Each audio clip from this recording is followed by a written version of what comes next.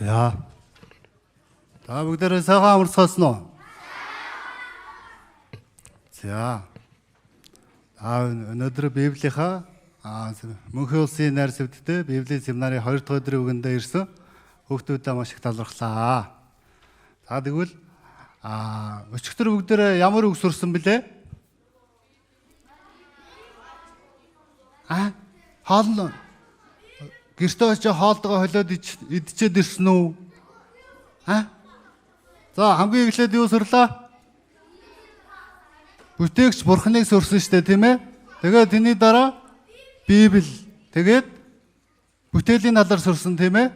За тэгвэл өнөөдрийн үгээр дамжуулан бүгдээрээ Бурхан биднэрт юуг одоо энэ үгээр дамжуулж өгөх юм болоо гэсэн сэтгэлээр манай хүүхдүүд сайн сонсороо. За тэгвэл үгээ эхлэхээс өмнө манай хүүхдүүд хоорондоо найзуудтайгаа мэдлээд бүгдээрээ үгээ сайн сонсон шүү, хоорондоо ярихгүй шүү гэд мэдлээрээ. За хоорондоо мэдлээрээ. Ардаа, урдаа, хойноогоо найзуудтайгаа хоорондоо ярихгүй шүү гэд мэдлээрээ. За бүгдээрээ мэдлцэн үү? За тэгвэл үгээ эхлэхээс өмнө бүгдээрээ юу хийх ёстой вэ? Залбирэн, тийм ээ? Тэгэхээр хоёр хөрхөн гараа бариад бүлтгэр ойногоор нүднүүдээ ханаад. За бүгдээрээ ханаараа. За бүгдээрээ ханцгаая. Эзэн минь танд талархлаа. Өчигдрөөс эхэлсэн Мөнхийн улсын найр Библийн семинарыг мандаа зөвчөөрж өгөөд мөн бяцхан сүнснүүдийг илгээж өгсөн үнэхээр талархлаа эзэн минь. Бурхан таныг ч гэсэн Библиэр дамжуулан суралцж байгаа үлээ эзэн минь. Үнэхээр бүтээгч Бурхан байгаа гэдгийг ч гэсэн үгээр дамжуулан суралцсан билээ. Мөн өнөөдрийн үгээр ч гэсэн дамжуулаад эзэн таныг ч гэсэн хийсэн ажлаа Бурхан биднэрт ямар ажил хийж өгсөн бэ, энэ зүйлээр бас дамжуулан суралцах үлээ эзэн минь. Өнөөдрийн бүхий л цавх цагт ч гэсэн хамт байж өгөөд удирдах өгөөрөө. Ингээд бүхий л зүйлийг таньдаа даатгаад бид бүгдийг хайрладаг Есүс Христийн нэрээр залбирлаа. Амен.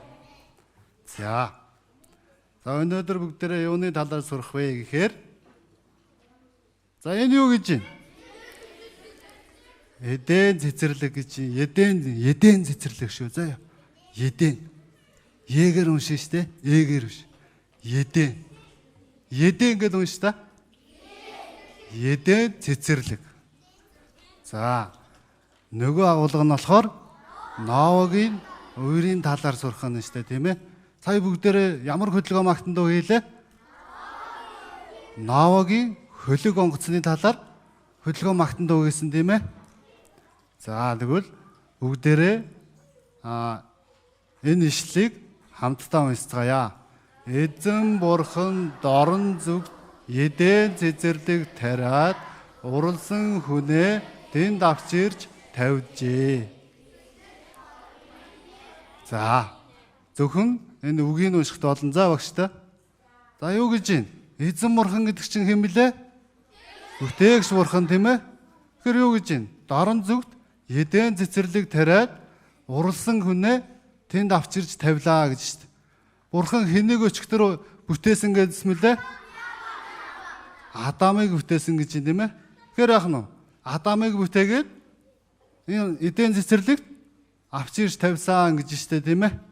За энэ Эден цэцэрлэгт энэ Адамыг яах гэж авчирч тавьсан юм бол? За Бурхан энэ Эден цэцэрлийг гой сайхнаар бүтээж өгсөн, тийм ээ? За амьдрахад таата хүрээлэнгийн цэцэрлэг байгаа.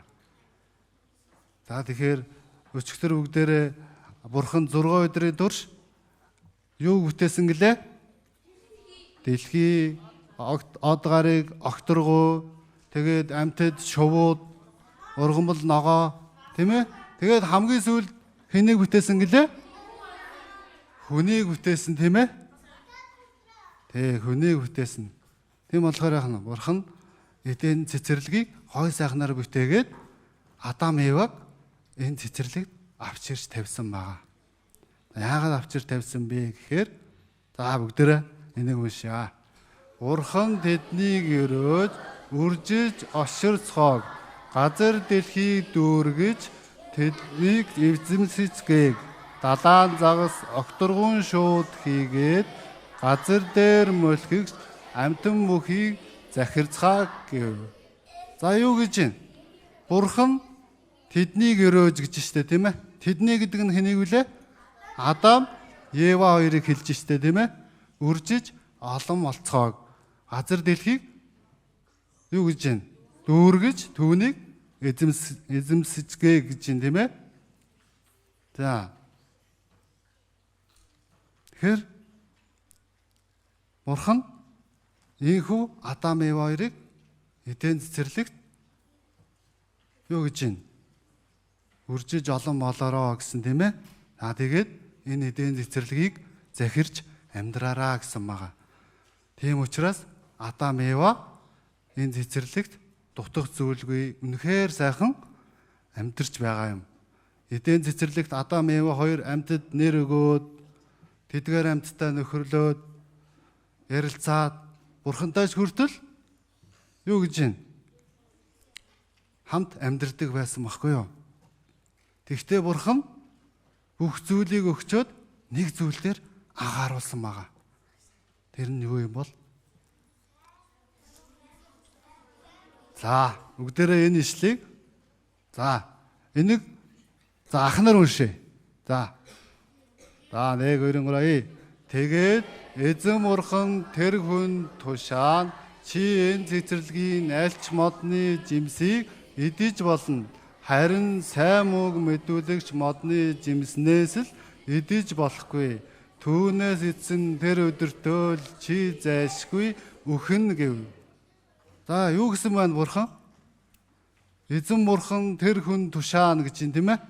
Хэн тушаасан байна? Адам тушаасан байна тийм ээ. Бурхан эден цэцэрлэгийг бүтээхдээ тэр эден цэцэрлэгийн гол амийн мод болон сайн мөг мэдүүлэгч модыг тарьсан байгаа. Тэгээд тэр эден цэцэрлэгт ийм бүтээсэн хоёр хүнээ авч ирээ тавихта юу гэсэн байна? Тэр эден цэцэрлэгийн бүх жимснийг идэж болно. Гэхдээ нэг жимсийг идэж болохгүй гэж хэлсэн байна тийм ээ. Тэр нь болохоор сайн мог мэдүүлэгч мод юм.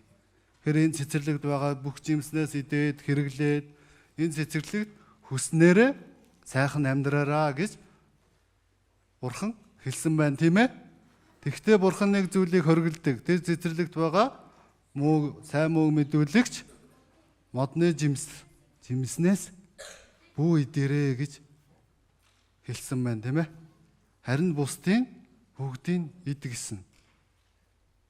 Бурханы үгэнд дуулууртаа хандсан болов уу, дуулуургаа хандсан болов уу? За, энэ ишлийг ихчнэр уншъя. 1 2 3. Эзэн Бурханы бүй болгосон хээрийн хамаг амьтдаас хамгийн ном ихтэй болох могоо эмэгтэйд энэ цэцэрлэгт байгаа альч модноос идэж болохгүй гэж та нарт үнэхээр хэлсэн үү гэжээ. За юу гэж юм? Эзэн Бурхан бүй болгосон хээрийн амттайс гэж юм тийм ээ. Хамгийн ом ихтэй нь юу гэж юм? Могой гэж могой. Могой эмэгтэйг яасан гэж юм? Мэхэлсэн гэж юм тийм ээ. Тэгэхээр энэ могоо гэдэг нь могооны биед сатан ороод энэ эмэгтэйг уруу татсан байхгүй юу? Ингээд уруу татсан. Бурхан үг нь юу гэж хэлсэн бэлээ? Модны жимснээс альч модны жимснээс идэж болно. Харин сайн мөг мэдүүлэгч модны жимснээс яасан махна? Идэж болохгүй гэж хэлсэн тийм ээ. Харин Бурханыг энэ могоо яасан байна? Их муухайгаар харагдуулахыг хүссэн байна шүү дээ. Тэгэд энэ нэмэгтэй иддэг болов? Та нар юу гэж бодож байна? За тэгвэл энэ ишлэлийг багш нь уншаад өгье. Тэгээд тэр эмэгтэй хартал, уг мод нь хүнсэн сайн, нүд булаам, ухаан хэлмээр, хорхоо хөрмө сайхан харагдсан тул тэр жимснээс авч иджээ. Тэр хамт байсан нөхөртөө өгч тэр нь ч идвэ гэж. Тэгээ яасан маань? Тэгээ тэр эмэгтэй хартал юу гэж нөгөө жимс нь хүнсэн цай ингэж тийм ээ. Нүд булаам. Хорхоо хөрмээр. Ухаа тэлмээр, хорхоо хөрмээр тийм сайхан харагдсан гэж штэ тийм ээ. Тэгээ тэр эмэгтэй яасан бэ? Тэр могоод мэхлэхдээ энэ жимснээс аваад идсэн тийм ээ. Бурхны үгэнд яасан бэлээ? Дуулууртай анзан байна уу? Дуулуургүй анзан байна уу? Дуулуургүй анзан байна тийм ээ. За ингэхүү хоёулаа идэж Бурхны хуулийг зөрчсөн байна. Энэ Бурхны өмнө зөв юу, буруу юу?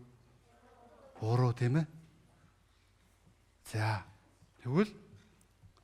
тэгээд тэр хоёрын нүд нээгдэн хоёулаа нүцгэн байгаагаа мэдээд инжир мотны нацыг хоорондон холбож өөрсдөө бэлхэмж хийжээ гэж. Бурхан анх дэлхийг бүтээхэд Бурхан анх Эден цэцэрлийг бүтээхэд яаж бүтээсэн гэж гой сайхнаар бүтээсэн гэж тийм ээ. Тэгээд могоо Еваг өргөтөж тэр жимснээс идээд энэ хоёр яасан гэж чинь нүцгэн байгаагаа мэдээд өөрсдөө ичгүүрийг далдалсан гэж штэ тийм ээ. Ийхүү ичгүүрээ далдалсан байгаа. Энэ навчаар ингээд өөрсдийнхөө хувцсыг даллах боломжтой юу? Боломжгүй штэ тийм ээ. Энд чи яах вүлээ? Энд чи одоо намар болохоор хатаад хорчгоод хуураад унчих штэ тийм ээ. Тэгэхээр яах нь нөгөө ичгүүр нь гараад ирэх боломжтой штэ. Тийм болохоор яах вэ? За тэгээд тэр хоёр нүцгэн байгаагаа мэдээд Бурханаас нуугддаг байгаа. Тэгээ Бурхан Адамыг дууддаг юм. Адамаа чи хаана байна гэд. Адам гарч ирдэг болов? Гарч ирэхгүй бах тийм ээ. Гим хийсэн хүн Бурханы өмнө яаж гарч ирэх юм бэ? За тэгж байтал Бурхан Адамыг дууддаг байгаа. Тэгсэн Адам энд байна гэд юу гэж юм? Гарч ирдэг үү, ирдэггүй үү? Ирдэггүй байгаа тийм ээ. Танаас айгаад нуугдаж байна гэж шүү дээ. Тэгсэн Бурхан яагаад идэж болохгүй гэсэн жимснээс чи идчихвэ гэсэн байгаа. Учир нь Адам Бурхан гимших ёстой юу, гимших ёсгүй юу? Уг нь Адам миний буруу гэд Бурханы өмнө гимших ёстой штэ тийм ээ. Гэвч чи Адам яасан бахан? Таны надад бүтээж өгсөн энэ эмэгтэй надад өгсөн гэж нөгөө эмэгтэй рүүгээ эмэгтэй болох Евараагаа заадаг тийм ээ. Тэгээ Бурхан яах нь? Еваг дууддаг байгаа. Ева чи яагаад идэж болохгүй гэсэн жимснээс идчихвэ гэд.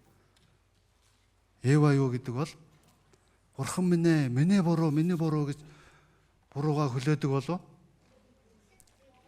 Хүлээдэг байх тийм ээ. Хүлээдэг. Харин юу гэж юм? Могоороо заасан байна тийм ээ. Энэ могоо намааг мэхэлсэн учраас би тэр жимснээс авч идсэн гэж хэлсэн байгаа. Тэгэхээр яасан байх нь? Энэ могоо Евэг мэхлээд Евэн тэр идэж болохгүй жимснээс яасан бэлээ? Авч идсэн шүү дээ тийм ээ. Өөрөө авч идчихэд нөхөр болох Адамдаа өгсөн шүү дээ тийм ээ. Уг нь Бурхан энэ Адамд захиж хэлсэн байсан тийм ээ.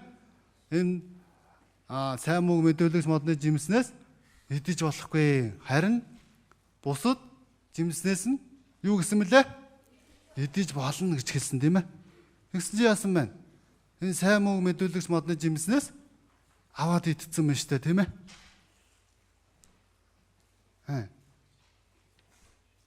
За тэгээд Бурхан Адам Евэг Эден цэцэрлэгээс хөөдөг байгаа. Тэгээд Эден цэцэрлэгийг яадаг бол газар дор оруулцдаг. Яа газар дор оруулцдаг вүлээ? Адам Ева гэм нүгэл хийсэн учраас тийм ээ. Бурханы идэж болохгүй гэсэн жимснээс идэж Бурханы өмнө Бурханаас харилцаагаа яасан бэлээ? Тасалсан тийм ээ. Тэр хоёр анх Бурхантай хамт байж байхдаа ямар байсан бэлээ? Бурхантай харилцаад, амьттай ярилцаад үнэхээр сайхан байсан шүү дээ, тийм ээ? Тэгээд Бурханы өмнө гэм нүгэл хийгээд Эден цэцэрлэгээс хөөгддөг байгаа. За. Тэгээ Бурхан болохоор юу гэж хэлсэн бэлээ? Түүнээс эзэн тэр өдөртөө л чи зайлшгүй үхнэ гэж хэлсэн байгаа, тийм ээ? Тэгс чинь могоо юу гэж хэлсэн байна? Та нар ерөөсөө үхэхгүй гэж худлаа хэлсэн, тийм ээ? Худлаа хэлэх чинь гэм мөн үү биш үү? Мөн, тийм ээ? Тэр яасан байна? Энэ могоо нүгэнд ороод Адам Эва хоёр яасан бэлээ? Мэхлэгдсэн, тийм ээ? Идэж болохгүй гэсэн жимснээс итсэн байна. Тэгээд Эден цэцэрлэгээс хөөгдөж Эден цэцэрлэг газрын дор орчдөг, тийм ээ? За тэгэхээр бүгдээрээ энэ ишлэгийг хамтдаа уншия. Нүглийг үлдэгч ам үхэх болно. За юу гэж байна? Нүглийг үлдэгч ам юу гэж байна? Үхэх болно гэж чтэй, тийм ээ? Гэтэл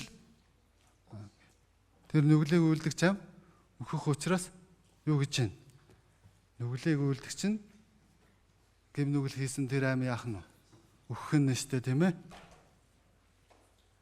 Гэтэл тэр Адам Эва хоёр үхсэн билүү, үхээгүй лүү? Үхээгүй, тийм ээ? Тэр Адам Эва хоёрын дотор байгаа юу нөхсөн бэлээ?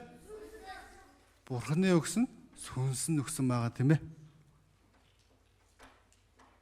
Тэг хүний дотор Бурхан сүнсийг өгсөн байгаа, тийм ээ? За, тийм учраас нүгэл үлдсэн учраас дотор байгаа амин амьсгал буюу доторх сүнс өхмөл болчихсон байна. Бие махбод дээр амьдраад байгаа боловч өхмөл болсон байна.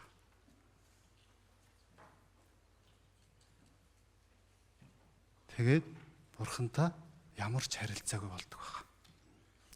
Одоо гэм хийсэн хүн Бурхантай харилцаатай болно гинүү, болохгүй гинүү? Болохгүй гэж юм дээ. Бурхан тэр хүмүүсээс, гэм хийсэн хүмүүсээс харилцаагаа бүрэн тасалсан байна. За тэгээд Бурхан энэ Адам Эва хоёрт арьсан дээр хийж өгдөг байгаа. За бүгдээ энэ ишлэгийг уншия. Эзэн Бурхан Адам ба түүний эхнэр зөрүүл арьсан дээр хийж өмсгөжээ. За юу гэж байна? Бурхан Адам ба түүний эхнэр зөрүүлж арьсан дээр хийж өмсгсөн гэж штэ, тийм ээ? Арьсаар дээр хийж өгсөн гэдэг чинь одоо тэр үеийн ичгөрийг нүцгэн байдлыг нь яаж байна? Халахлж байна, тийм ээ? Тэгээд бас арьсаар дээр хийсэн гэдэг чинь юу өгсөн гэсэн үг вэ? Юу өгсөн бол? Амьтан өгсөн баг, тийм ээ? Тэр Адам Эва хоёрын өмнөөс юу өгсөн байна? Энэ юу өгсөн байна? Хойно өгсөн байна, тийм ээ? За, тэр амьтны арьсаар дээл хийж өгсөн, тийм ээ? Тэгэхээр тэр хоёрын гэв нүглийг, ичгөрийг Бурханы амьтнаар золиос болгон далталсан баг. Тэр Бурхан яасан байна? Энэ хоёрын тэр хийсэн гэв нүглээс гэв нүглийг юугаар далталсан гэж байна? Хоньны цусаар гэв нүглийг далталсан гэж байгааз. За. Тэгвэл энэ Эден цэцэрлэг одоо хаана байгаа бол?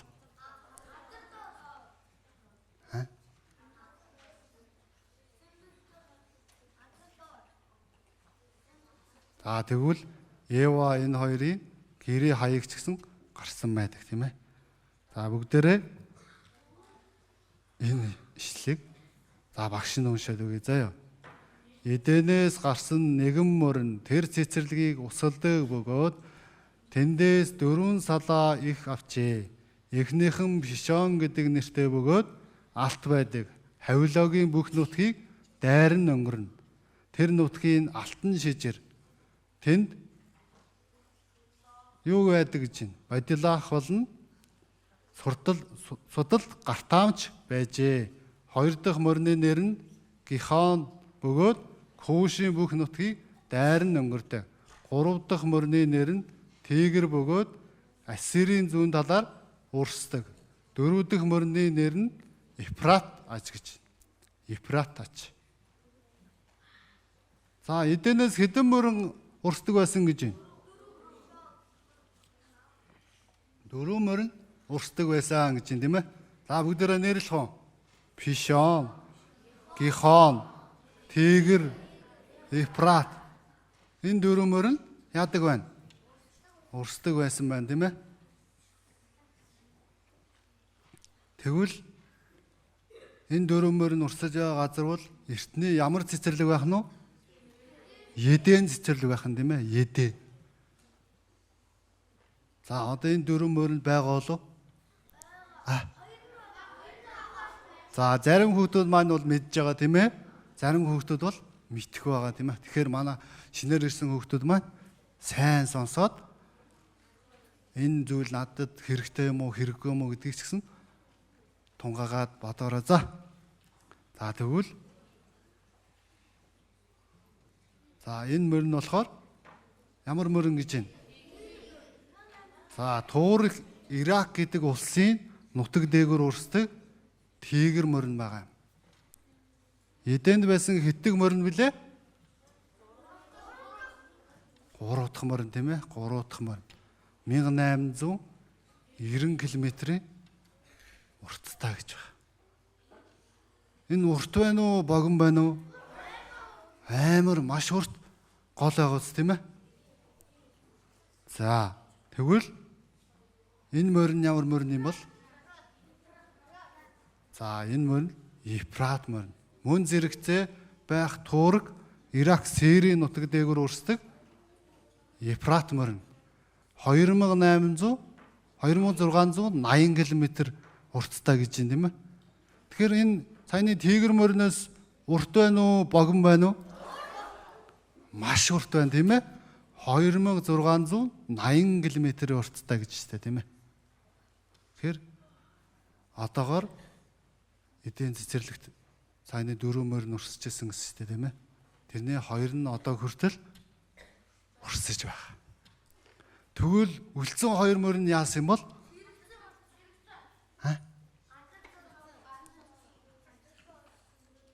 За энэ Персэн болон мага. За газрын зургаас харах юм бол ойрхон орнуудын Персийн болон гэдэг. Энэ хавьд урсаж байгаа Тигр морин гэж байна уу? Байна. Хажууд нь Ефрат морин гэж байна, тийм ээ. Тэгвэл эхний 2 морин юу илээ? Эхний 2 морин юу гэлээ? Пишон, Гихон. Энэ 2 морин хайцсан юм бол? За тэгтэл 1982 онд ойрхон орнуудын газар нутаг буюу энэ Сахарын цөлгээд нэрлэгдээд байгаа. Энэ газрыг хиймэл дагуулаас судлаад үзсэн чинь алга болсон 2 морин яасан мэн? Газрын дор урсаж байсан олж тогтоогдсон байна. Байгаа юм. Олж тогтоогдсон байгаа. Тэгэхээр юу гэж байна? Энэ Сахарын элсэн дор юу гэж байна? 2 морин урсаж байсан тогтоогцсон гэж штэ, тийм ээ. За энхүү эдийн цэцэрлэгт урсаж байсан Пишон, Гихон гэх 2 морины уул моринд гарч ирсэн байна. Тэгэхээр бурхан Адам Ева хоёрыг гэв нүглээс болж эдийн цэцэрлэгийг яасан бilé? Газар дор оруулсан, тийм ээ. Тиймээс алга болсон 2 морин бас яасан бэ? Мөн газартай хамт мөн газрын доор орсон штэ, тийм ээ. Тийм учраас харагдахгүй байна. За гүнийг нь судлаад үзвэл доор нь яаж урсаж байж гэдэг болмор байдаг баг. За тэгвэл Библиэлд бичигдсэн эдийн цэцэрлэг байна уу? Бодитоор байгаач. За, энхүү Персийн болон урсаж байсан гэдэг нь тийм ээ олцсон байгаа тийм ээ. За тэгвэл бүгдээрээ энэ ишлэгийг хамтаа уншъя.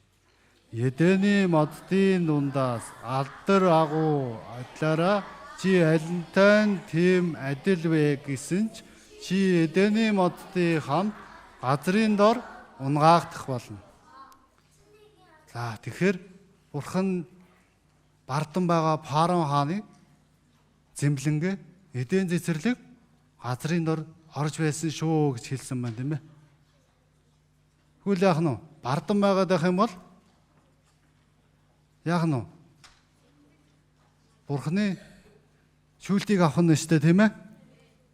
Тийм болохоор Бурханы өмнө ямар байх ёстой вэ? Даруй дуулууртай байх ёстой шүү дээ тийм ээ. Тийм болохоор Бурхан зэмлэж хэлсэн байгаа.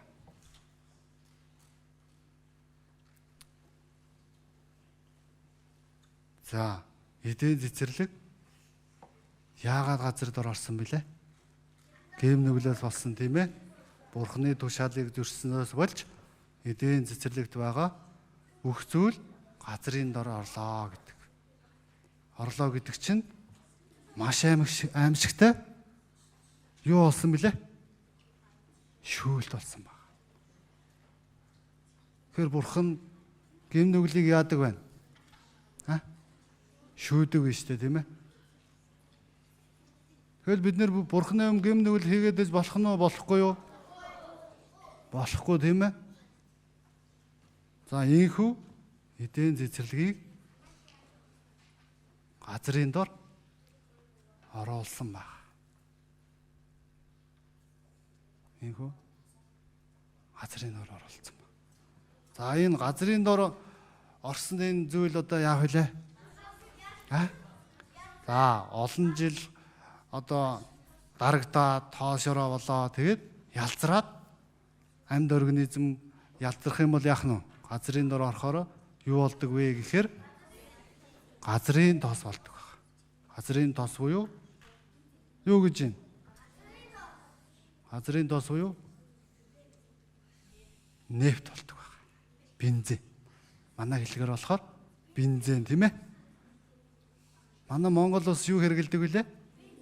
Бензин хэрэгэлдэг тийм ээ. За тэгвэл юу бензин байхгүй юу? Ингэж тэгвэл энэ газрын дороос олцсон энэ газрын тосыг одоо яаж ийн? Энэ дэлхий дээр судлаад олборлоод эхэлсэн байгаа энэ эдийн цэцэрлэгт байсан газрын тосыг олборлоод эхэлсэн байгаа. Тэгвэл эдийн цэцэрлэг үржил чимтэй бүх зүйл нь бэлхэм дүүрэн газар байсан бол одоо эдийн цэцэрлэгт байгаа газрын дор юу байх хэрэгтэй вэ? Эдийн цэцэрлэг байсан газрын дор юу байх хэрэгтэй вүлээ? Газрын тос шүү дээ тийм ээ, газрын тос.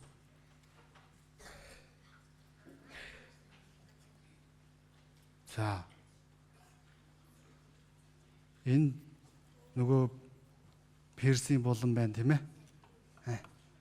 Тэгэр Ефрат морин ч гэсэн энэ дээр урсаж байгаа. За энэ дөрвөлжин тэмдэгтэй газрууд юу юм бол? Юу гэж бодож байна хөөттэй? За энэ болохоор шатхуун үйлдвэрлэдэг ийм газрууд байгаа. Тиймээс их байна уу, бага байна уу? Амар их байгаас. За тэгвэл энэ дэлхий дээр байгаа газрын 66%-ийг яг энэ эдийн цэцэрлэгт байсан газраас олборлож авдаг байгаа.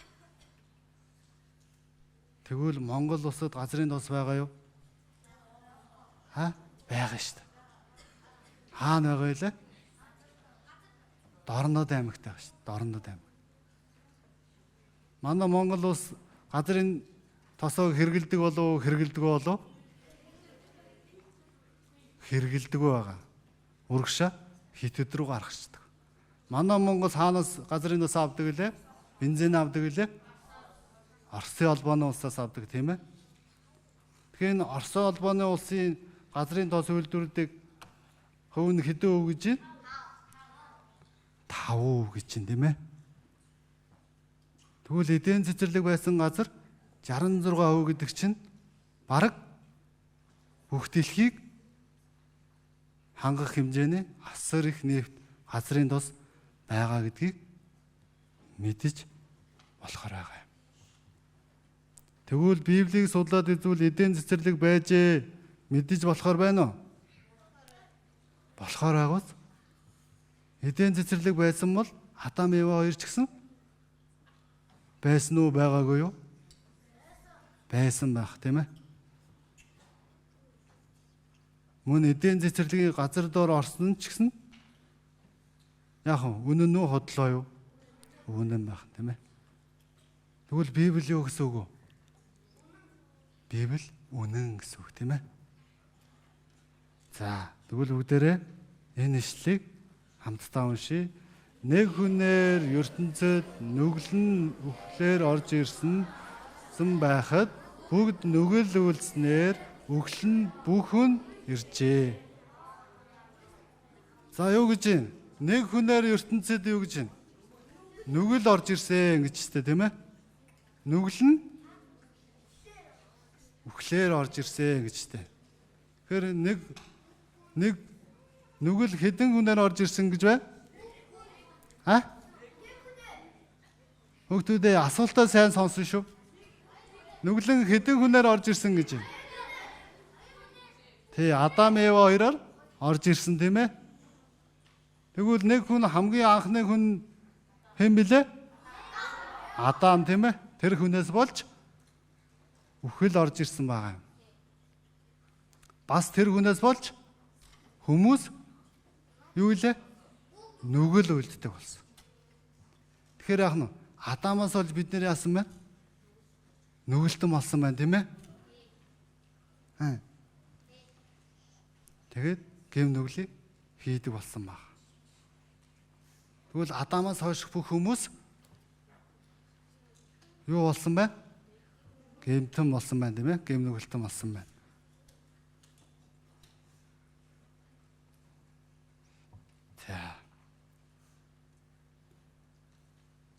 За тэгвэл эдийн цэцэрлэг нь юу аах нь? Хүн төрлөختний түүх эхэлсэн. Мөн гэм нүглийн түүх эхэлсэн. Тэгвэл эдийн цэцэрлэг юу гэхээр хүн төрлөختний түүхийн эхлэл болно. Гэм нүглийн түүхийн эхлэл болдог байна. Тэр бид нэр яах нь? Адамаас болж гэмтэн болсон ба штэ тийм ээ. За энэхүү хамгийн анхны хүм гэм нүгэл хийснээс болоод бүх хүмүүс нүгэлтэн болсон байна.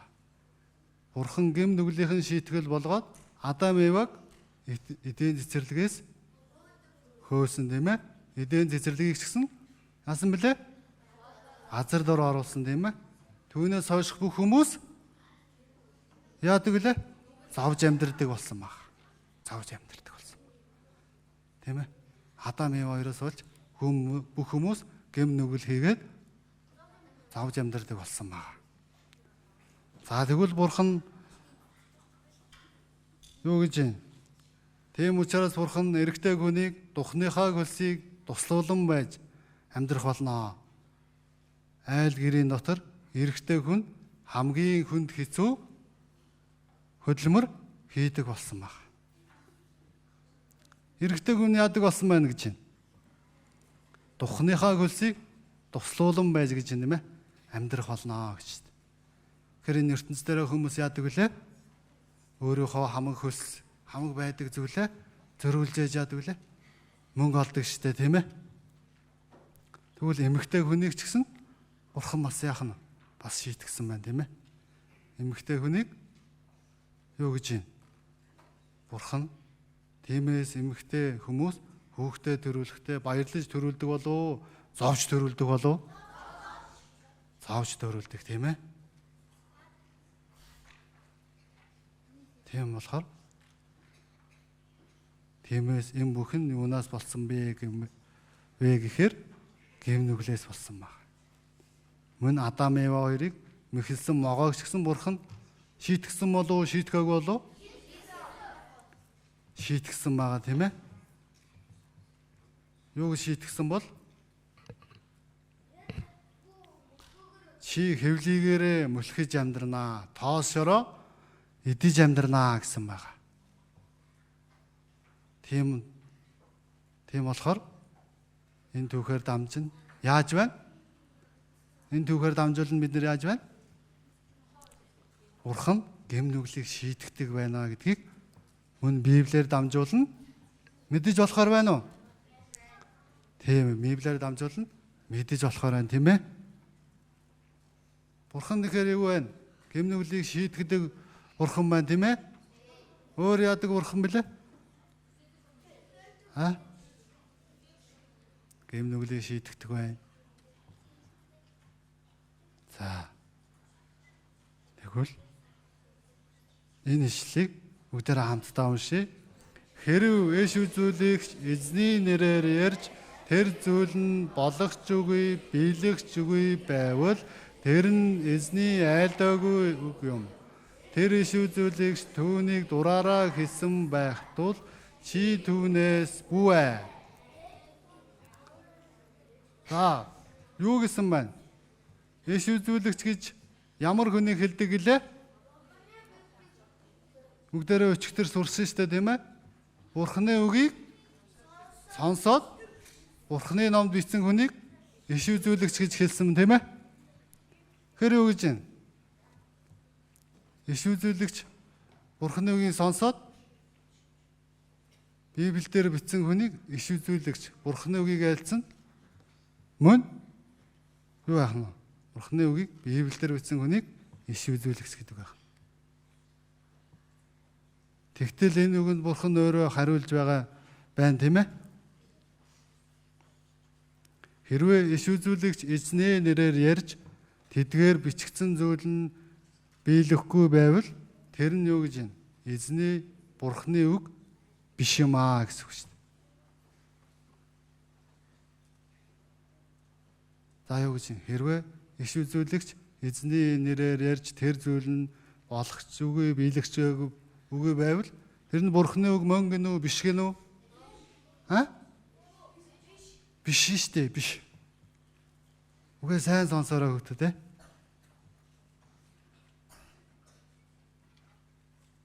За тэдгээр зүйл нь бичигдсэн зүйл нь болохгүй, биелэхгүй байвал тэр нь эзний үг биш юм аа гэж штэ тийм ээ. Харин эш үзүүлэгчийн бичсэн үгэн биелж болох юм бол юу вэ?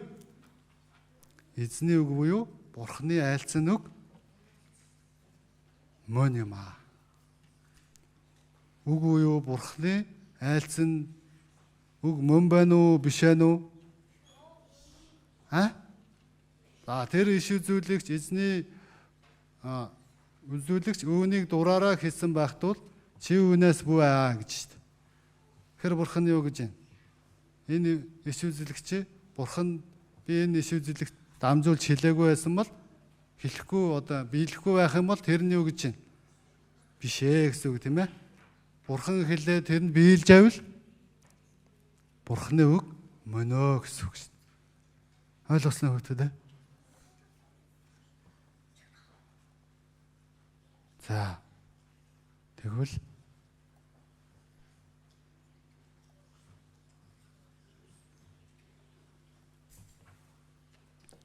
тэгэхээр Библиэлд энэ дэлхийн ертөнцийн эхлээс энэ дэлхийн ертөнцийн төгсгөл хүртэлх бүх зүйл бичигдсэн гэсэн үг.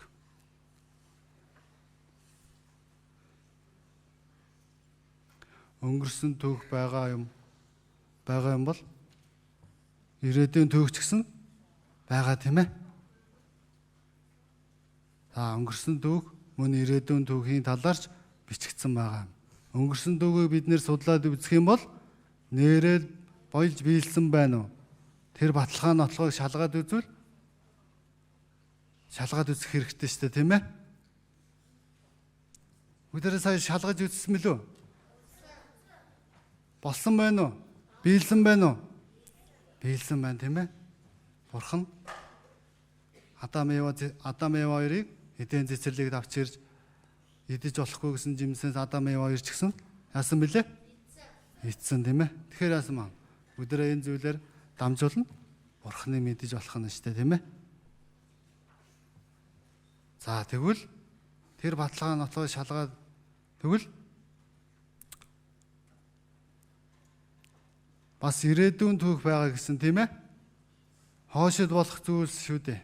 Эдгээр зүйлс биелэж байна уу, биелэх боломжтой байна уу, түүнийг бас юу вэ? Шалгаад үзэх хэрэгтэй гэсэн үг.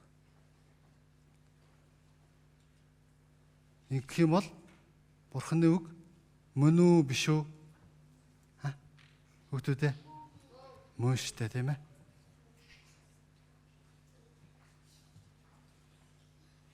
За тэгвэл өнөөдөр мөн үргэлжлүүлээд бүгдээрээ Ноагийн үерийн талаар бас сурна гэсэн, тийм ээ. За Ноагийн үерийн талаар хамтдаа сурцгаая. Тэгээд Адам Евагаар дамжуулна үр хүүхэд хүмүүс энэ дэлхий дээр дахин төрсөн байгаа. Тэгээд тэдгээр хүмүүсээр дамжуулна дахиад хүмүүс төрсөн баг. Ингэж явсаар байгаад дэлхий дээр маш олон хүмүүс маш олон хүнтэй болдог байгаа. Тэдгээр хүмүүс нь энэ ертөнцийн юу хийж амьдрсан талаар энэ Библиэлд ч гэсэн бичигдсэн байна. За тэгвэл энэ ишлэгийг багш нь уншаад өгье. Эзэн дэлхий дээр хүмүүсийн хорлонд мөн үлэмжих бас зүрхнийх нь хамаг бодол санаархал ямагт муу муухай болсныг хараад өөрөө хүний газар дээр бүтээсэндээ харамсан зүрхэндээ ихэд халаглаваа гэж. За юу гэж юм? Эзэн бурхан дэлхий дээр хүмүүсийн хорлонд мөн үлэмжих болсон гэж юм, тийм ээ? Бас зүрхнийхэн бодол санаархал ямагт муу муухай болсон гэж.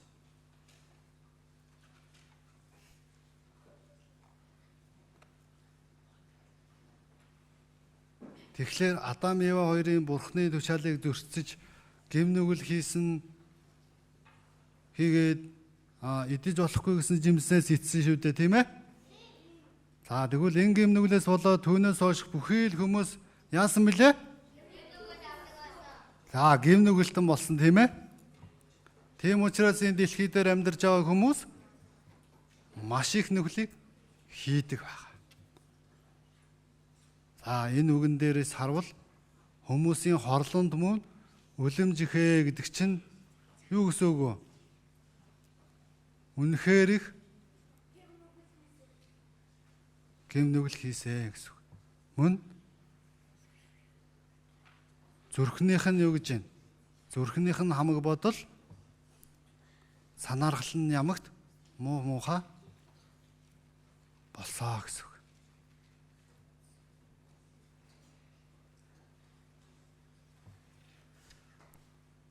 Тэгэхээр энэ Адам Евагаас хойшоо төрсэн хүмүүс яасан бilé? Мөн адил Адам Ева хоёр шиг гэм нүгэл хийсэн байна уу, хийгээгүй байна уу? Хийгээд тэр гэм нүгэл нь яасан байна? Бурхны өмнө очисон байна, тийм ээ? Бурхан тэгээд энэ хүмүүсийг бүтээсэндээ харамсан юу гэж байна? Зүрхэндээ ихэд халаглаваа гэж штэ, тийм ээ? Тэгвэл ийхүү хүмүүс завхарч хүчирхийллээр дүүрсэн гэж гардаг байгаа. Тэгвэл бие биенээ дээрлэхэж, хүчтэй нүчгүүгээ дээрлэхэж, хүнийг хөнөөж, хүчирхийлж, дээрэмдэж энэ аимшигтай дэлхийн ертөнд болж хөөрдөг баг.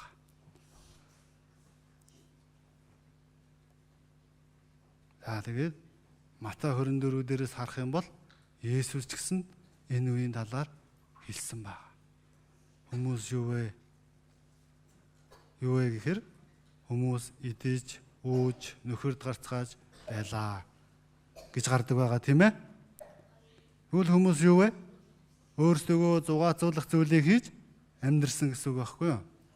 Тэгээ Бурхныг ботохгүй, Бурхны үгийг ботохгүй зөвхөн яасан бай? Өөрсдийнхөө махбодыг юу гэж байна? Махбодынхоо төлөө амьдарцгаасан.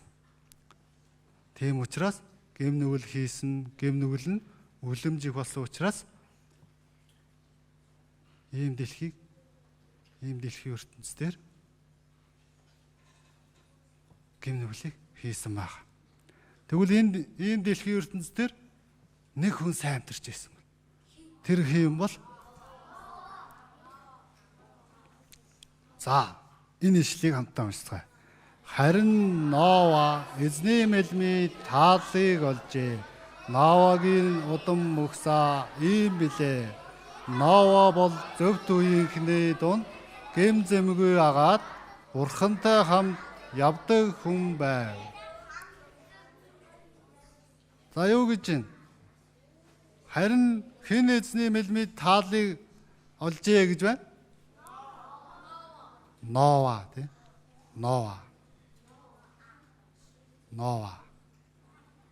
Ноа үеийнхнийхээ дунд гэм зэмгүй агаад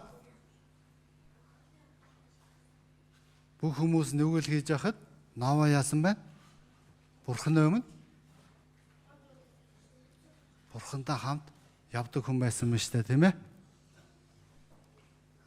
Бурханаас имэж амьдардаг хүн байсан. За тэгвэл Ноа Бурхны өмнө зөвхт амьдарч байсан учраас Ноамаг дуудаж Бурхан яадаг вүлээ? Өөрийнхөө үгийг хэлдэг баг. Хэлж дамжуулдаг баг. За юу гэж хэлж дамжуулсан бол? За энэ үгийг эгчнэр уншъя. Бурхан Ноавад газар дэлхий бие махбодтой бүхнээс болж хүчрхийллээр дүүрч байгаа учраас тэдний эцэгхэн өдөр миний өмнө болж би тэднийг газартаа сөөрүүлнэ гэсэн байна. Тэгээ Бурхан Ноавад юу гэж хэлсэн бэ? Энэ дэлхийн ертөнц гэм нүглээр дүүрсэн учраас юу гэж байна? Би тэдний газартаа сөөрүүлэх болно гэсэн байна шүү дээ. Тийм учраас гэм нүглийг яах нь? Шийтгэлийг болгоно. Шийтгэлийг болгох байх.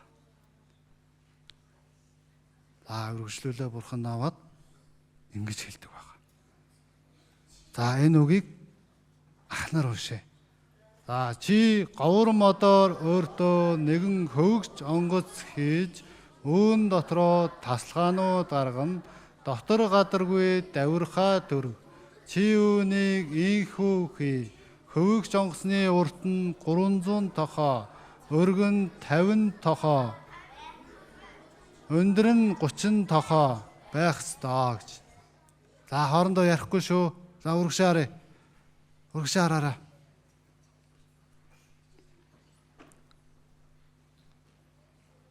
За ямар анги сайн үгээ сонсож байгааг харцгаая. За Бурхан юу гэсэн байна?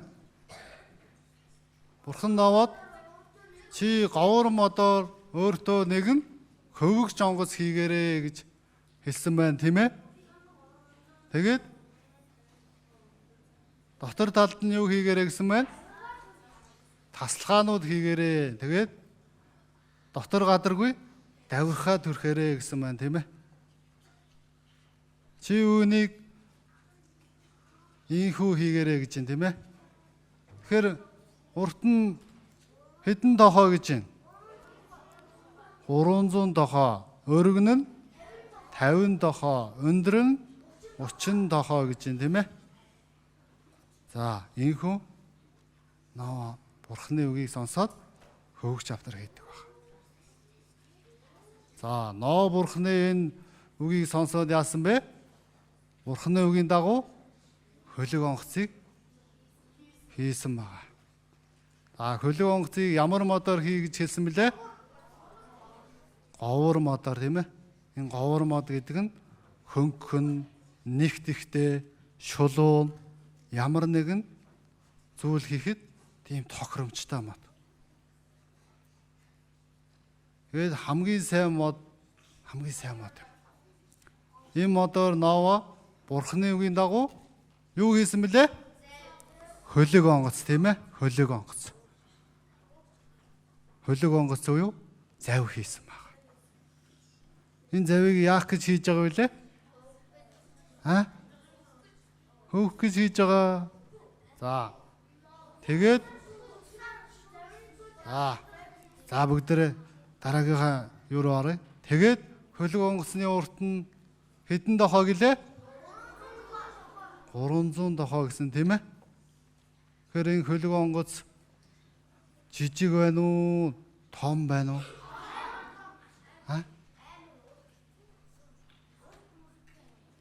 Энэ хөлөг онгоц болохоор маш том хөлөг онгоц байгаа. Тэгээд Бурхан юу гэсэн бэлээ? Дотор гадаргүй давирхаа төрхээрээ гэсэн байгаа, тийм ээ? Яагаад давирхаа төрхөж байгаа вэ? Ус нэвчихгүй тулд усанд мөн ялзрахгүй тулд яаж вэ? Давирхаа хамгаалж төрхөж байгаа. Бид нар барилга барихтаа тоосхны дунд юу хийдэг вүлээ? Шавар хийгээд тэр шавраар тоосхийг нь барьцалдуулдаг, тийм ээ?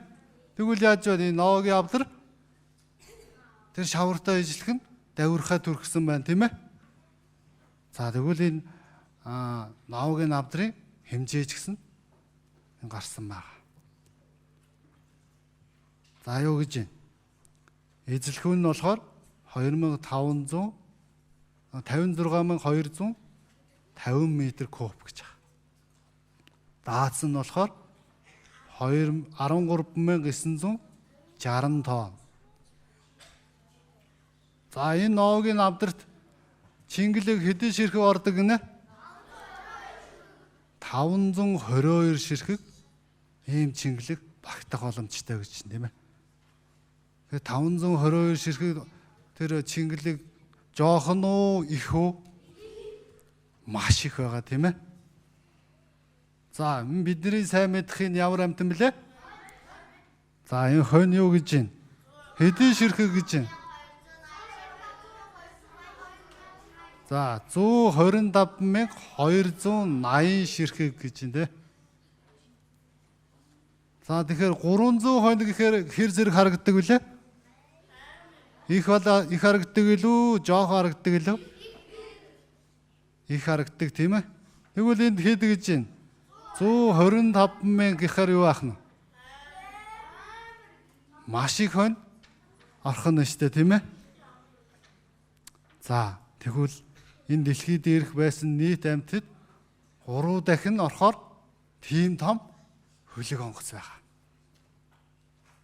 Юу гэж байна? Энэ дэлхий дээр байгаа нийт амьд дахин 3 дахин ороход тийм том хөлөг онгоц гэж яваад.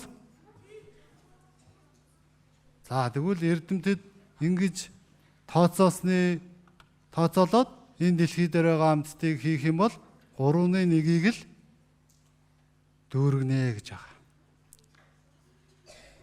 3/1-ийг л дүүргэнэ гэж чинь. Энэ дэлхий дээр байгаа амьтад 3/1-ийг л дүүргэнэ гэж чинь. Тэгээд маш том хэмжээтэй байгаа үстэй. Яагаад Бурхан энэ том хөлөг онгоцыг хийлгсэн бол?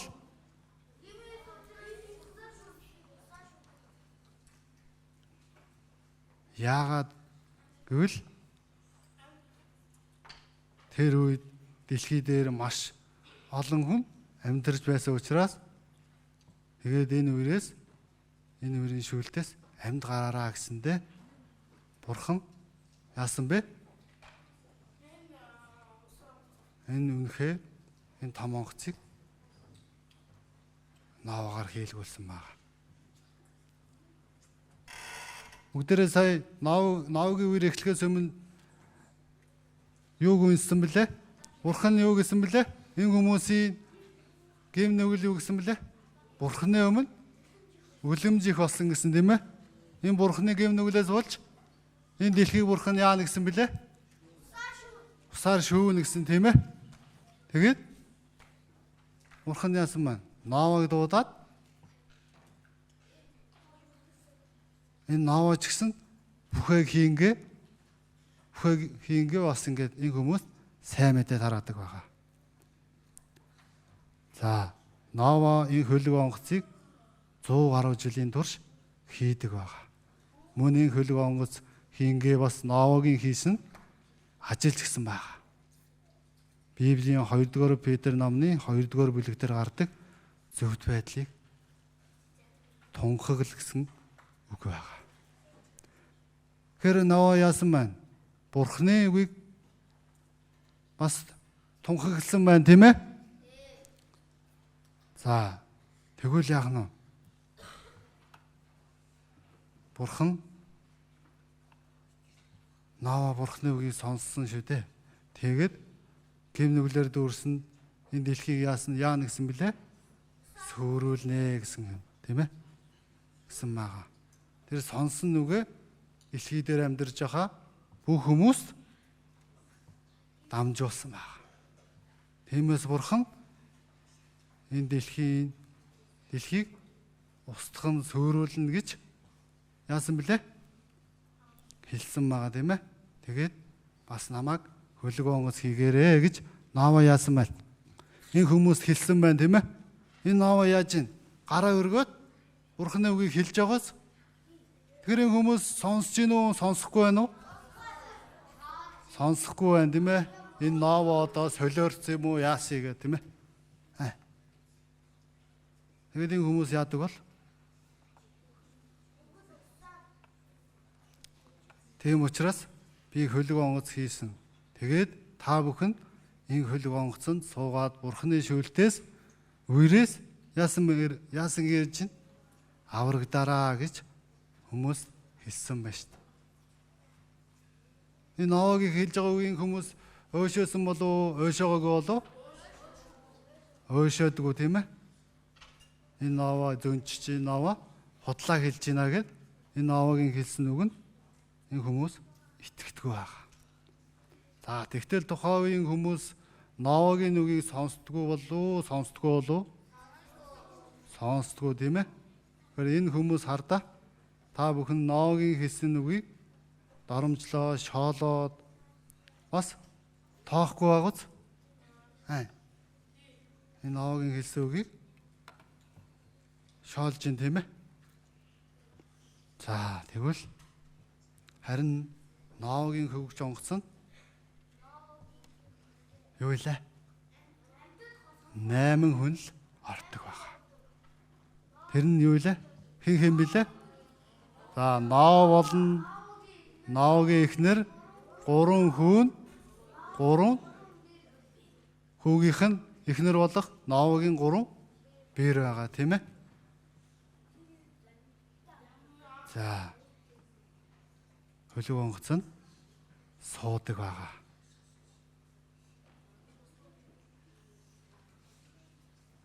Мөн хүмүүс суугаагүй учраас нэг зүйл орж суусан байгаа. Тэр зүйл нь юу юм бол?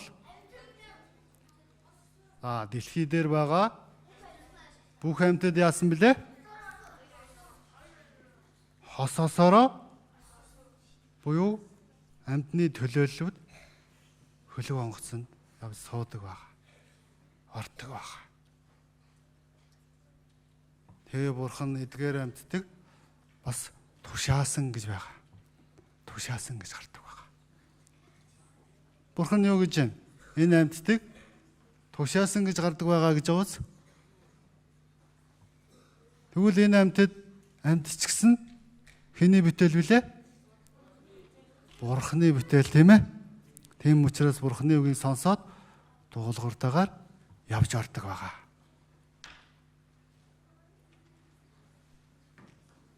За тэгээд бүх амьтад ороод Ноагийн гэр бүлийн 8 хүн ороод яадаг бол за энэ ишлэгийг хамт уншицгаая. Орсон болгон бие махбодтой бүхний эмүүд байв. Ноавод Бурхны тушаасан ёсоор тэд хөлөг онгоцонд орсон эзэн араас нь хаажээ. За юу гэж байна? Орсон болгон бие махбодтой бүхний эмүүд байлаа гэж штэ тийм ээ. Тэгвэл Ноавод Бурхны тушаасан ёсоор юу гэж байна? Хөлөг онгоцонд орсон гэж юм тийм ээ. Тэгээд эзэн араас нь хаасан тийм ээ. Хизээж онхохгүйгээр хаасан. Тэгээд энэ дэлхий дээр юу болох вэ? Юу болдог бол? За, тэгвэл багш нь энэ ишлэгийг уншаад өгье. Тэгээд 7 хоногийн дараа дэлхий дээр үерийн ус бов. Ноагийн амьдралын 600 дахь жилийн 2 дахь сард уг сарын 17-ны өдөр их оёргүй гүний бүх болог садран нөргөлж Тэнгэрийн усны хаалт нэгджээ. 40 өдөр 40 шөнийн турш дэлхий дээр бороо асгарваа гэж. Тэгвэл бүгд хөлөг онгоцонд орсны дараа юу болж байна? 7 хоногийн дараа дэлхий дээр үер буусан гэж байна тийм ээ. Тэгвэл их оёргүй гүний бүх болог садран нөргөлсөн гэж байна тийм ээ. Газрын доороос гүний ус яасан бэ? Оргилж гарч ирсэн байна тийм ээ. Мөн тэнгэрт байгаа усны хаалт нэгдээ тэнгэрээс ч гэсэн ус асгарсан гэсэн үг. Нийтдээ хэдэн өдөр хэдэн шөнийн турш бороо асгарсан гэж байна? 40 өдөр 40 шөнийн турш дэлхий дээр аимшигтай үер болсон байна.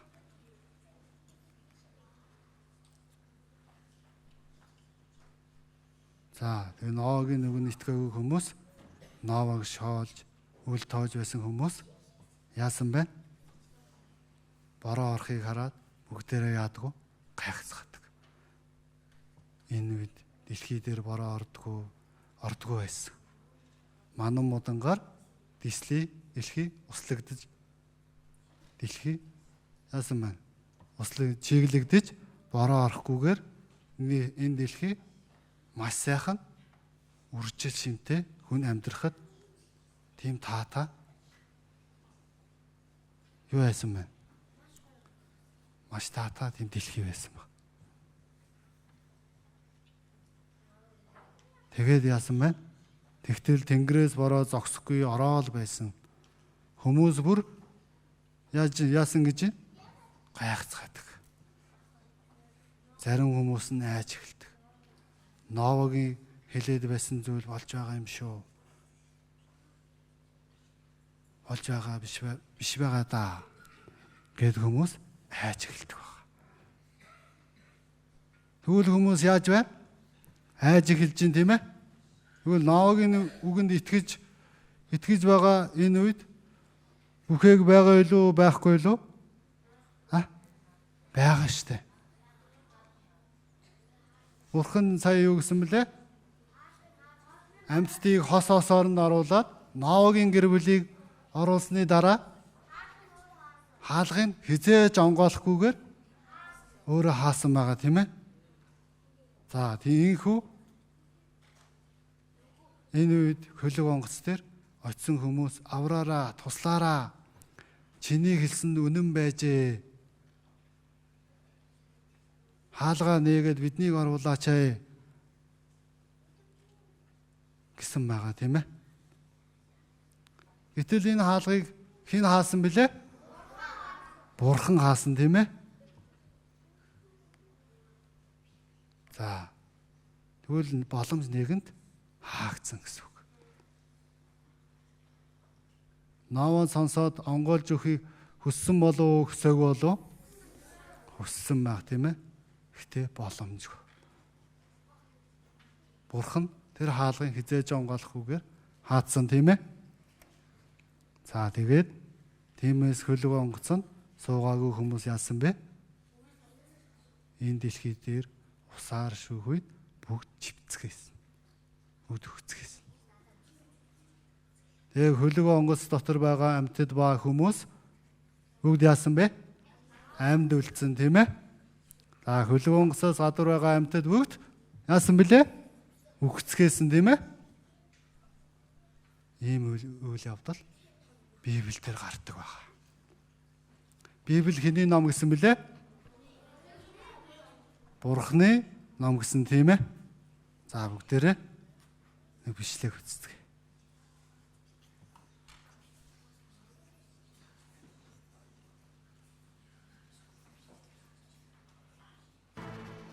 Нэг өдөр Яхова бурхан Ноа дээр ирлээ. Ноа. Эзэн минь. Махан биетэй бүхний төгсгөл миний өмнө ирэв. Учир нь тэднээс болж газар дэлхий хүчирхийлээр дүүрчээ. Харагтун би тэднийг газар дайхам тусдагна. Чи говор мотор өөртөө нэгэн бүхээг хийж бүхээг дотроо тасалгаа гаргаж.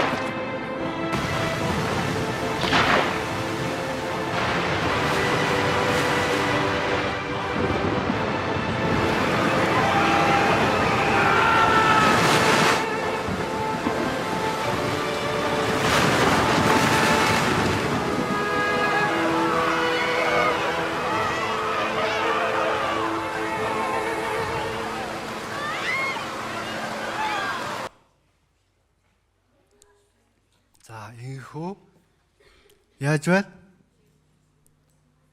Бурхан энэ дэлхийн ертөнцийн байсан хүмүүсийг усаар шүүж ийн тийм ээ. За Нэг энэ бол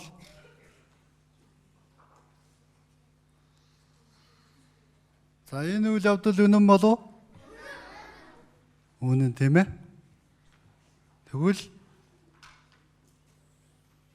маш тодорхой үннийг яасан байна? Библиэлд тодорхой мэдүүлж өгсөн байна. За тэгвэл үнийн хэсгийг бүгдээрээ шалгах уу? Тэгвэл одоо Ноагийн үер болсон гэсэн улмөр байгаа юу, байхгүй юу? Байгаа тийм ээ. За энэ яасан байна? За энэ газрын хөрс нь юунаас суулж идэгдсэн бэ? За үерийн уснаас суулж газар нь эвдэгдсэн байна тийм ээ. Тэгвэл Ноагийн үед болсон үерийн бүх дэлхийг хамарсан үер энэ дэлхий дээр ямар ч хуурай газар үлдээгүй гэсэн тийм ээ. Тэгвэл бүгдээрээ усаар юу вэ? Энэ дэлхий усаар бүрхэгдсэн байна тийм ээ. Тийм учраас энэ дэлхий дээр үер болсон. Тэгвэл эвдэрсэн газрууд байх хэрэгтэй юу, байх хэрэггүй юу? Байх хэрэгтэй байгаа тийм ээ. За тэгвэл энэ болохоор нэг ардаа таах. Хятадын Гранд Каньон Эмна уулын хавцал. Энэ юу вэ? Ноагийн үер болсон улмөр мөн болов биш болов? Мөн байх тийм ээ. Энэ яаж юм ингэж давхралцсан тогтож боломжтой бол?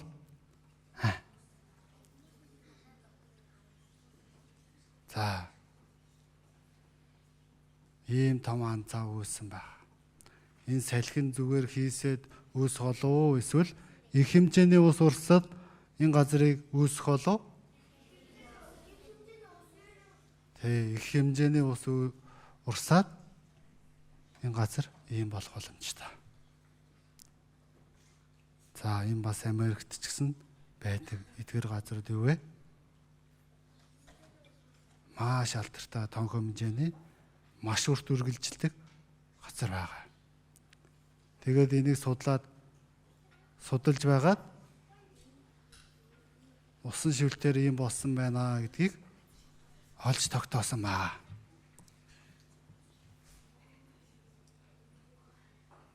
За тэгвэл Ноагийн цаг үед болсон үер үнэн байна уу, худлаа нь уу? Үнэн байна тийм ээ. Тэгвэл Монгол байг болов? За энэ болохоор Монгол бас байгаа.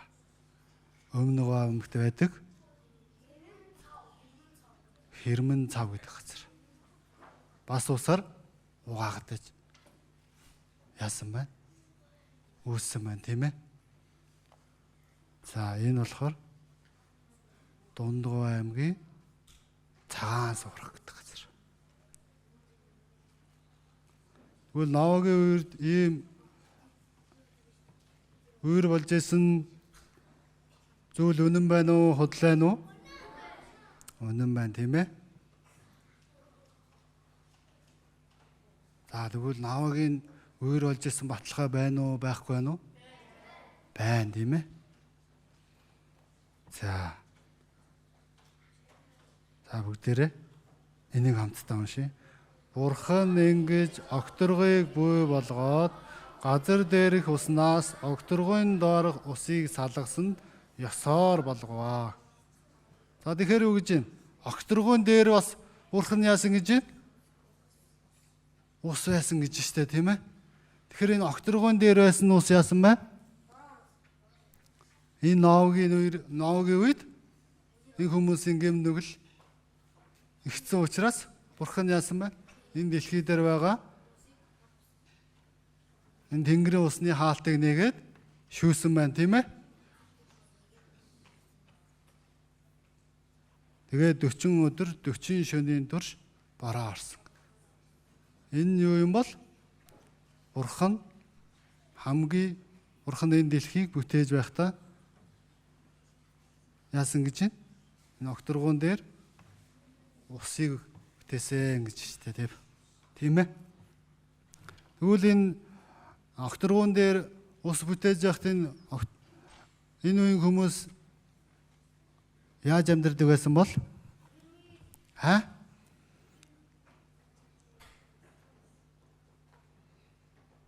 За тэгэхээр энэ огторгон доор болон дээр устаа байсан гэж байна. Тэгэхээр 40 өдөр 40 шөнийн турш дэлхий рүү асгарсан гэдэг чинь юу гэсэн үг лээ? Огторгон дээр ус яасан бэ? Бүгдээрээ дэлхий дээр буусан байхгүй. Тэгвэл Ноагийн үерийн дэлхийг бүрхэж байсан ус одоо хайдсан бол?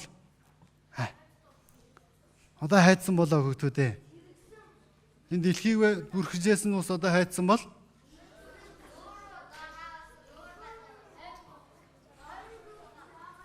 За энэ ишлэгийг хамтдаа уншия. Тэрээр далайн усыг овоо адил хамтад нь цуглуулдаг. Гүний усыг агуулхад хоримтлуулдаг гэж.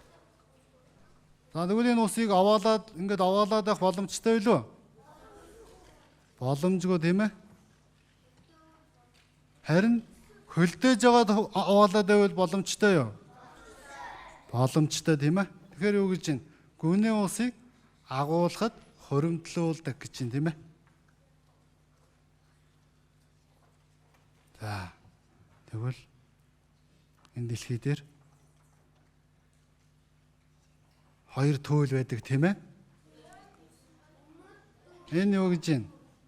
Антарктик, Арктик гэсэн хоёр тип байдаг тийм ээ. Тэгвэл энэ хоёр тип дээр яасан бэлээ? Энэ мөсийг аваачаад хөлдөөч гсэн байгаа тийм ээ. Тийм үстэй. Асар хэмжээний мөс байгаа. Бурхан үерийн тэр их усыг 2 туйл дээр аваачаад хөлтөө өчгсөн байна. За тэгвэл энэ мөсний зузаан нь хэд гэж байна? Хамгийн зузаа газар нь 4000 м гэж байна, тийм ээ? Хэмжээ Монголын газар нутгаас хэд дахин том гэж байна? 9 дахин том гэж байна, тийм ээ? Уг нь Монгол улсын газрын нутагч бас уг нь том штэ, тийм ээ? Тэгсэн чи юу гэж байна? Монгол улсын газрын нутгаас дахиад 9 дахин томоо гэж байна, тийм ээ? За энэ Монголын юугаар ч гэсэн гарсан байгаа. Тэгээд эрдэмтэд ингэж хэлсэн. Хойд өмнөд туйлыг мөс хайлснаар дэлхий дээр юу гэж байна? Хайснаар дэлхий живнэ гэж байгаа. Тэгэхээр үерийн үеийн ус өнөөдрийг хүртэл яасан бэ?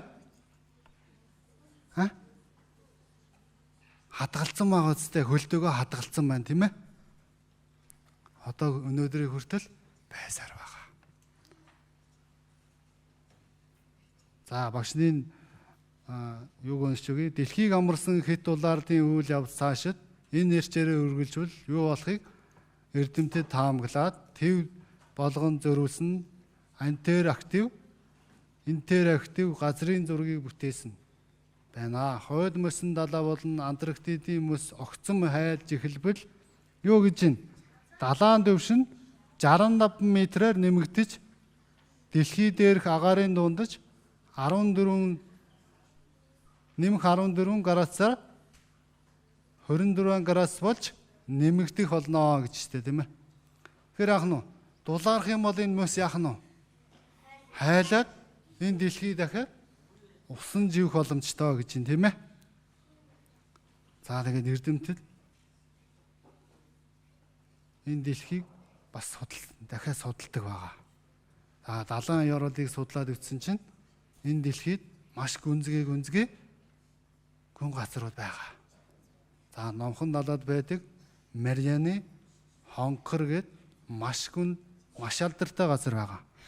Тэнд Челленжерийн гүн гэд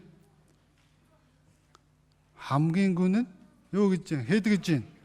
11529 м гэж аваад 29 м гүн гэж байна, тийм ээ. 11 мянган гүнтэй ийм далаа байгаа юм.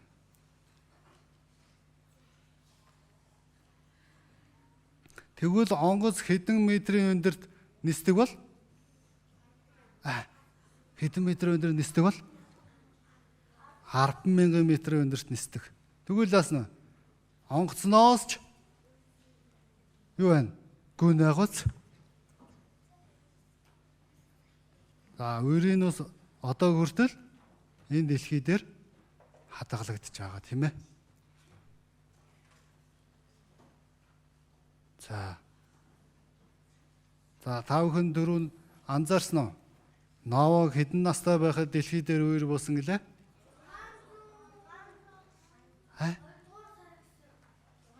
Хэдэн настай байхад гэж байна?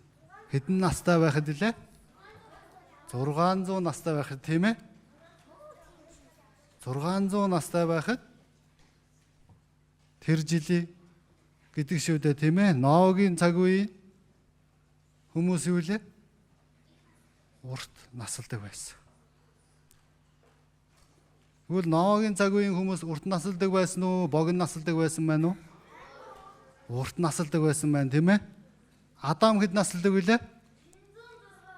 930, тийм ээ? Метесела гэдэг хүн 969 насалдаг байгаа. Тэгвэл Ноа хэд насалсан бол? За 950 насалсан гэж Библиэлд гардаг байна. Тэгтэл огторгуун дээрх ус нарны цацрагийг яадаг байсан байна? Өөртөө шингээж авдаг байсан биз дээ, тийм ээ? Тэгэхээр яах юм? Ноагийн үер болохоос өмнө хүмүүс урт насалдаг байсан байна, тийм ээ? За За тэгвэл энэ Ноагийн үйл явдал бодитуу үнэн үү? Бодит үнэн байна уу? Үлгэр байна уу? Бодит үнэн байгаа зү. Юу? Шинжлэх ухаанаар батлагдсан шүү дээ, тийм ээ?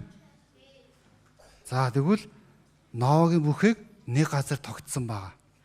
Тэр нь хаана юм бол? За, энийг уншия. 7 дугаар сарын 17-ны өдөр бүхээг Арарат уулан дээр тогтов. За юу гэж байна? 7 дугаар сарын 17-ны өдөр хөлөг онгоц Арарат уулан дээр тогтвоо гэжтэй, тийм ээ. Тэгэхээр яах нь? Он сардан хүртэл гарсан байна, тийм ээ.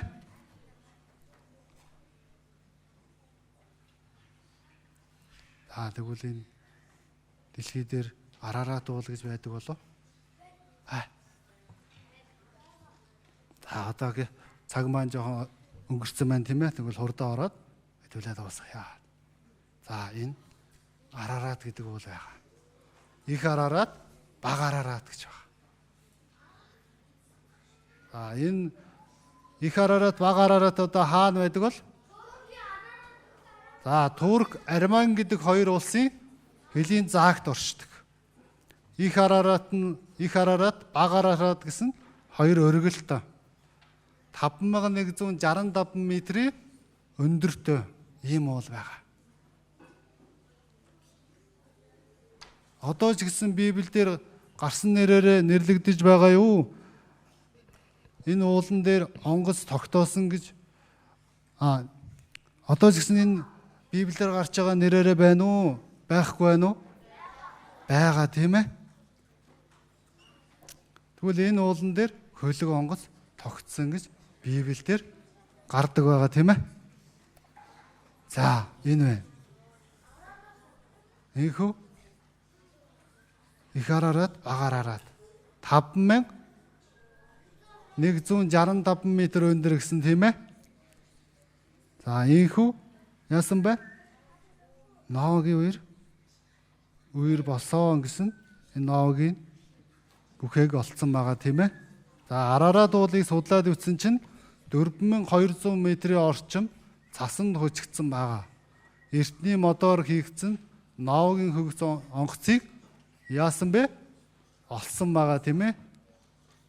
Хамгийн сүүлийн үеийн судалгаа гэх юм бол энэ Гонконг, Турк улсын судлаачид очоод энэ судалсан байгаа. 2010 онд Гонконг, Турк улсын судлаачид Ноагийн хөлөг онгоц дотор орж үтсэн байгаа. Нээрэл модоор хийгдсэн маш том хөлөг онгоцоогоос энэ модыг судлаачид аваачаад судлаад үзтэл юу вэ? Арарат уулан дээр ургадаг мод байна уу? Биш байна уу? Биш шаагууц, тийм ээ. Тэгэхээр энэ хаанаас ирсэн мод уу? Ноагийн хийсэн хөлөг онгоцоогоос, тийм ээ. За ийхүү судалгааны баг яасан бэ? Ноагийн хөлөг онгоцсон дотор орж үтсэн байгаа.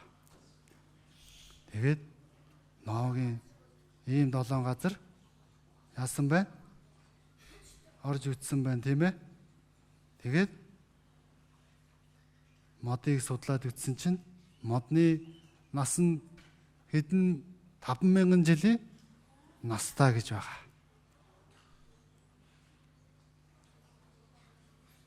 За энэ судалгаагаар батлагдсан. Мөн хүмүүс яасан бэ? Авч ирсэн зүйлсээрээ үсгсэн гаргасан байна. Энэ дэлхийн хүмүүс яасан бэ? Энэ дэлхийн хүмүүс яаж ийн? Ноагийн үер болсон үнэн юм байна гэд яаж байна? Баталгаагийг харуулж штэ, тийм ээ. Ноагийн бүхээг Ноагийн хөлөг онгоц одоо хүртэл байна гэд үзүүлж байна, тийм ээ. За Библиэлд гарч байгаа Ноагийн хөлөг онгоц үнэхээр байна уу? За тэгэхээр үнэн байгууз? За тэгвэл энэ бичлэгийг бүгдээрээ үзээд 2000 жилийн өмнөх Хятадын түүхэнд бичигдсэн байдаг Ноагийн хүүгч авдар үерийн дараа Туркийн Арарат уулан дээр байгаа нь олдлоо. Сүүлийн үед энэхүү Ноагийн авдартай холбоотой дэлгэцийн бүтээлүүд маш ихээр гарсаар байна. Үүний нэг болох 2012 кинон дээр хүртэл Ноагийн авдар гардаг шүү дээ. Тиймээс Хятад Хонконгийн судалгааны баг Араратуудыг хариуцдаг засгийн газрын судалгааны багтай хамтран судалгаагаа баталгаажуулахаар Ноагийн хүүгч авдар байгаа газрыг зорьсон байна.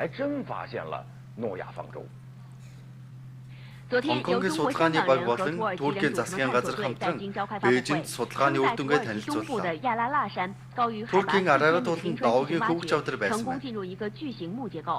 Нидерландын мэргэжилтнүүд олдруудыг нарийн шалгаж үзсний эцэст Арарат уулан дээр байгаа зүйл нь гарцаагүй Ноагийн авдар мөн байна гэж зарлалаа. Би 35 жилийн турш Ноагийн авдрыг судалж байна. Олон материалуудыг шалгаж үзсний эцэст Ноагийн авдрыг илрүүлсэн гэдэг нь баталгаатай үнэ. Арарат уулын температур маш бага байдаг учраас өсөөр хучигдсан ба жирийн хүн 3000 м-с дээш авиран гарахад маш хэцүү. Иргэн тойронд нь мод байхгүйгээр зогсохгүй, ямар ч ургах нөхцөл байхгүй. Тийм учраас хэрвээ иргэн тойрноос нь модны хэтэрхий олдвол гарцаагүй Ноагийн авдрыг олж тав. Манай судалгааны баг онгоцон дотор ороод маш олон зүйл хийсэн. Зураг дараад бичлэг хийсэн. Ноагийн авдрын цуглуулсан материалуудаараа Хонконгийн музейд бид нэр цаашдаа үзэсгэлэн гаргах хэрэгтэй.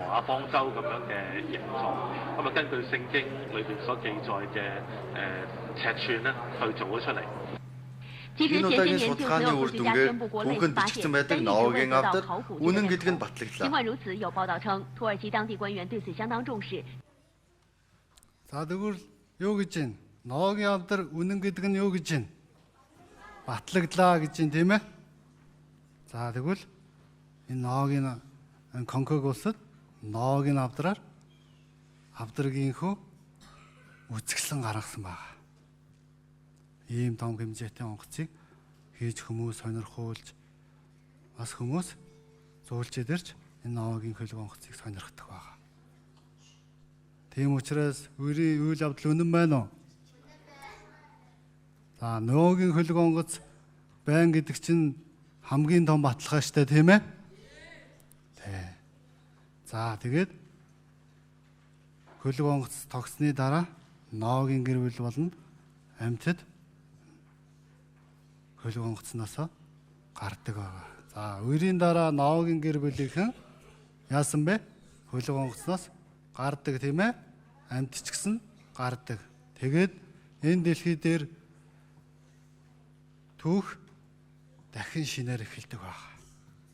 Ноагийн гэр бүлээр дамжуулан дахин хөндөрлөгт нь үржиж олсирсан байна.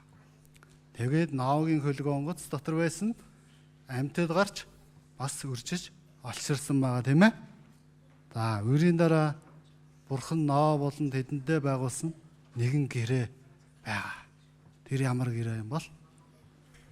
За энийг багш нь уншаад өгье за. Би та нартай гэрээгээ байгуулна. Би махбодтой бүхнийг дахиж хизээж үерийн усаар устгахгүй. Газар дэлхийг сөөрүүлэх үеэр дахин хизээж болохгүй. Бурхан та нарын болон та нартай хамт байгаа бүх амьтантай мөн хойчин удамтай чинь байгуулах миний гэрээний тэмдэг гэвэл би үүлэн солонгоо татуулж тэр нь газар дэлхийтэй миний байгуулсан гэрээний тэмдэг болно гэж. За Бурхан яасан байна? Би дахин хизээж үерийн усаар юу гэж байна? Шүүхгүй гэсэн байна тийм ээ? Тэгээд би үүлэн солонгоо татуулж энэ газар дэлхийтэй гэрээ байгуулсан миний тэмдэг болгоо гэд энэ солонгыг яасан байна? Татсан байна тийм ээ?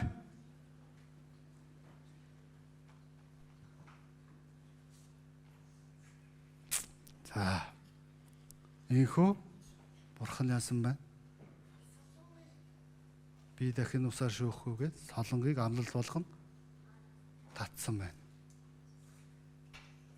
За тэгвэл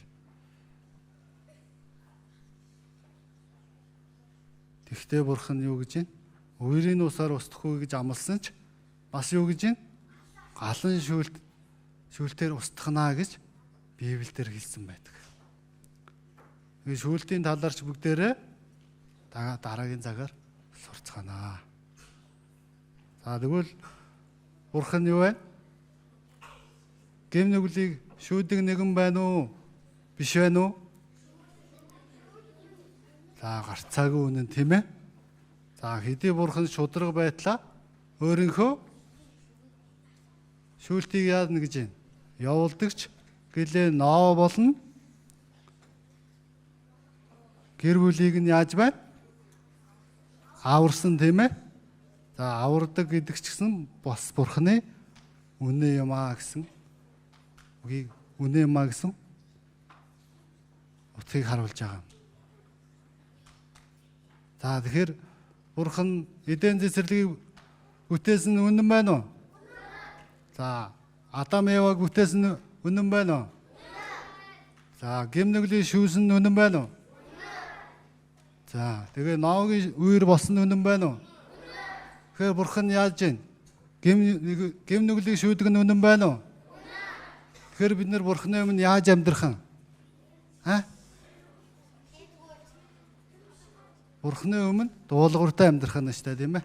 За тэгээ бүгдээрээ энэ цагийн үгээ ингээд дуусгая. За хамтдаа залбираад, за хөөрхөн гараа бариад, үлтгэр онцгой нүднүүдээр айнаад дуусгацгаая.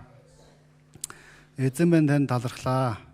Бид бүхнийг ч гэсэн Библиэс суралцах боломжийг өгсөн үнэхээр талархлаа эзэн. Манай энэ Библиэр дамжуулан эзэн таныг ч гэсэн илүүхээр сурсан билээ эзэн. Үнэхээр шүүлтийн Бурхан гэдгийг ч гэсэн энэ үгээр дамжуулан мэдэж авсан билээ. Энэ бяцхан хүмүүсийн маань ч гэсэн эзэн та энэ үг нөхрөл дотор байж үнэхээр үнэн Бурханыг олж мэдэж авч чадхаар да удирдах хамт байж өгөөрөө эзэн. Ингээд үлдсэн бүхэл хөтөлбөрийг таны хүчээр мотор даатгаад бидний гэмнүглийн дас аварч гисэн амьд орчигч Иесус Христосийн нэрээр залбирлаа. Аминь.